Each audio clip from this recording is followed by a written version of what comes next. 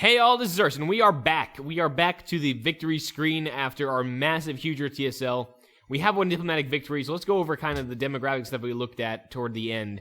Unsurprisingly, Monty is the biggest on the map, and just how much bigger truly is awe-inspiring. I mean, we are number 2 in most of these things. Our value is 215. His is 285.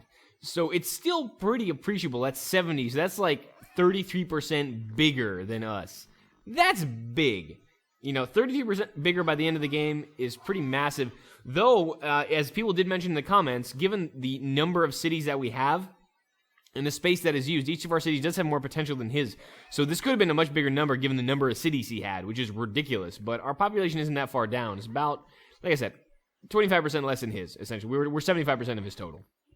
So impressively large still, the gap, but not as big as it could have been given how many cities he actually has. A lot of them are crap, it would seem. Crop yield is second, but we are feeding our people just fine and growing like mad, so that doesn't really matter. Manufactured goods, this is why we lost the world projects. We have about half the production capacity of Monty, which means that basically if we went to a protracted war with him, he could pretty much just outproduce us if we made any minor errors in any way. Ridiculous. Gross national product, our money was obviously below his, but he had a lot more to supply, so we were doing pretty good. The worst is the con with, poor guy, with 6. Oh, it's so sad. All right, land, and here's the big difference too. Monty covers at least half the entire planet. That's wild. I mean, half the entire planet, twice as much as we do. We cover half of what he does, but we have a population that's 3/4, so our cities are definitely more able to be more fruitful and definitely produce more on each of their own right. And looking down here in the military forces, and this is again kind of almost a factor of all of these, we were less than half of Monty's full military strength, which is scary. I mean, we are really strong, we were really high tech, and when we started upgrading all these things, I shudder to think how big this number could have gotten, so glad we kind of ended it quickly while we could have. We are the happiest, though, on the map, 208, which means we're producing a lot of tourism. And our literacy was number 1. So our tech was really good. The average, we're 30% above the average, which is massive. Massive difference. And given where it is, about 30 points off of that. And we're about 20-some points from there. So, yeah, the average is on the lower side. We're bringing it up, I think. All right, so that's that. We, obviously, massive game, massive score. Not surprising. This is kind of fun, but we are Augustus Caesar again. Why not? The replay is kind of what I want to see, and this may cause the computer to seize again, as you can probably hear wailing in the background. I mean, that's the one thing that happened here that I guess I'll talk about while the replay loads. The computer, oh my god, took so much punishment this entire game that I just, wow. I mean, I got to think of doing something differently next time because that's just ludicrous. The score doesn't really matter. I think I'm going to take a look at science and then just see the number of cities. Speed, there we go. This I want to see. How quickly did Monty start expanding? Yeah, he just started expanding and never stopped. I mean, you can kind of see right around here is probably when he started conquering everybody, and then it just kept getting bigger and bigger and bigger. He never stopped. There's a big settler boost here around 230 BC where he must have dropped all those little islands down, but he did not stop settling until the end of the game, which is just nuts. Absolutely nuts. Known techs. This we were quite competitive on for a while. Monty was definitely ahead of us for most of the game until we started bulbing scientists like crazy right about here, very near toward the end of everything. Because we are 685 AD, and this is like, yeah, about 400 or so that we did this. But yeah, still pretty crazy how much tech he could keep up while expanding as hard as he did. The Shah were also way up there too, but we managed to conquer them, and then that tech started dying quickly. Policies I don't really care about. This I don't care about. Science per turn is interesting to see. Monty's obviously be generating more because of more cities. But yeah, here's our little bit of a peak, and then we just kept going like mad here. But he did consistently produce more science than us. Luckily, we had less cities, so less penalties, so we had more techs. In the end, I think. Yeah, we did. Alrighty, and I think that's most of what I wanted to see for the most part. What I also want to see is the map that we're coming around. I want to see the replay. I want to see how fast and how early Monty decided to whoop everything. That's what I'm mostly curious. I'll be looking over here, because I kind of know what happened out there. I'll maybe look at Africa next, too, just to see how things expanded.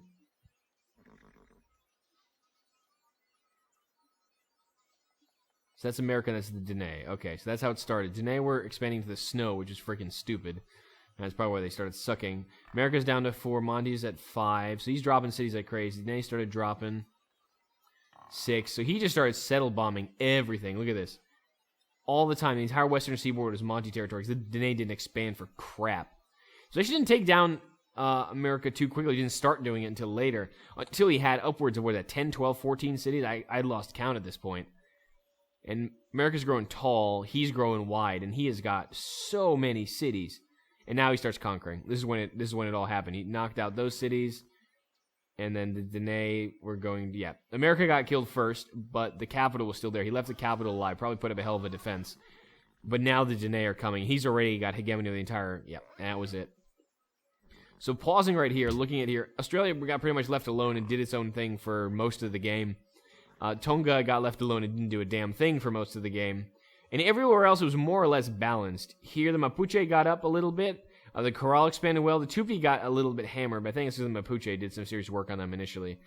I'll look at that in a second. But yeah, here, we know what happened with us. We didn't see that. The Goths expanded like crazy too in the south and to the north.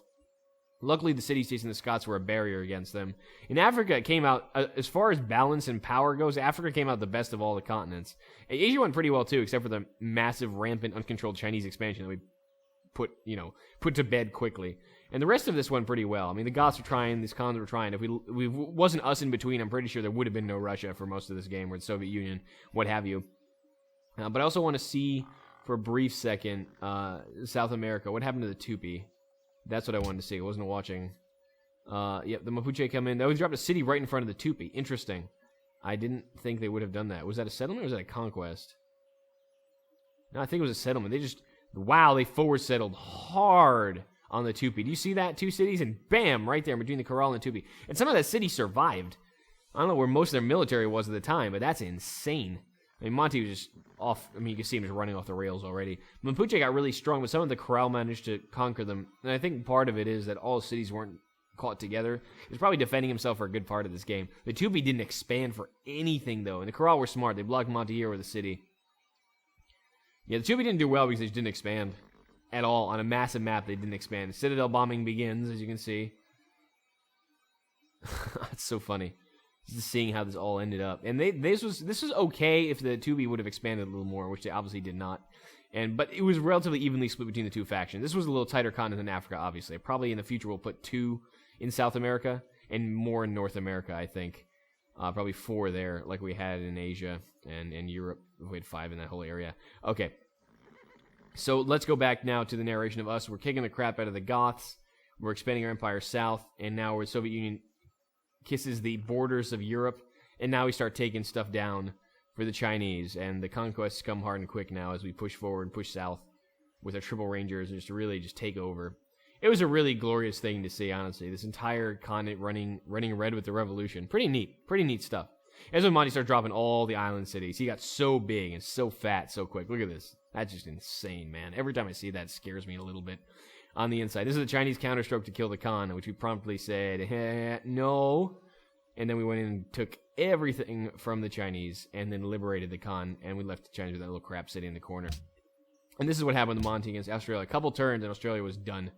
So, that's the map. That was interesting. The patterns of how that happened obviously gave me food for thought. If we ever want to do something in this insane again, I'll actually change the continent balance a little bit to reflect the learning from this. So, things that worked.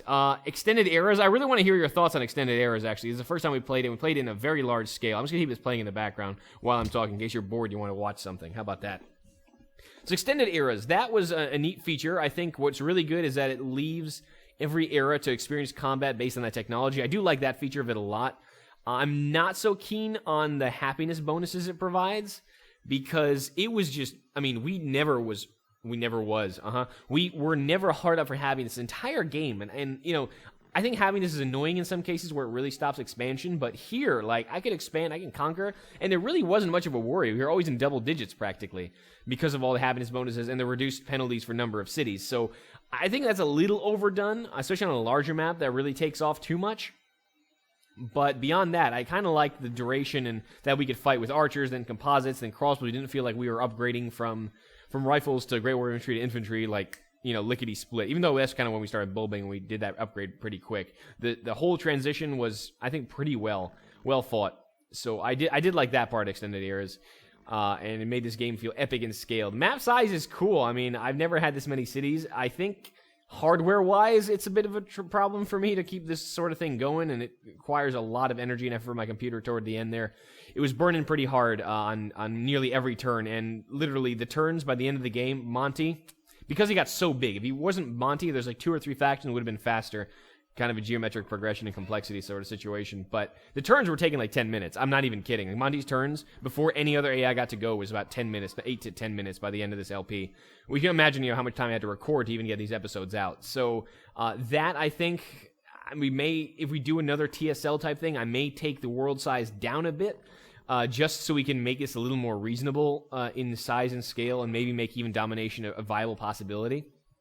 Look at the Tupi. These poor guys. They have like one city with 3 tiles here. Everything else is general bomb. That's so sad. But yeah, those are the things I think didn't work out. What did work out, though, I mean, the eras, the combat, the scale, that was really epic, and I think that was awesome. But I really do want to hear your thoughts on this. Was it too long? Would you like a shorter LP with smaller map size where we can explore a lot more options and do a little more ass-kicking more significantly? Or, something of this size, maybe a little smaller so it isn't so ridiculous and so hard on my hardware? Or, do you want to keep doing extended eras? Do you want to see, something with standard eras but, maybe epic scale? Or, try something like, I don't know, the Enlightenment era mod? We can try that one to add another era in between to kind of extend the game without going whole hog onto extended eras. So I do really want to hear your thoughts. Just drop them in the comments below. I will read them as we start planning the next series of LPs. I'll have a video out. Probably, you'll have seen it already at this point, because I've recorded forward a little bit. During the series, I'll put out a video to ask, as it's coming to a close, what the next series is going to be. So by the time you're actually seeing this one after it's posted, I'll probably be already in the planning phases thereof. But I do really want to hear your thoughts on this and how it ended, and a little more in-depth, so we know, just for the future, not for the next series, but the ones after, how to craft them and what y'all want to see, because it'll obviously make for a more interesting game that people will be more happy to watch. So there we go. Thanks for joining me on this massive undertaking. Like I said, 50+ episodes for a Civ series of this scale is pretty cool, and honestly, it felt really epic navigating a people really through the ancient era, and we were in there for a while. The classical era, we were in there for a while, all the way through to the modern era when we were fighting with fighters and bombers and on the verge of building some nuclear missiles that we can tactically send at Monty. But luckily, peace prevailed and we won. So thanks so much for joining me. I have been Nurse. This has been the Huge Earth TSL with Lenin. I'll see you all in the next series very, very soon. All right, till then.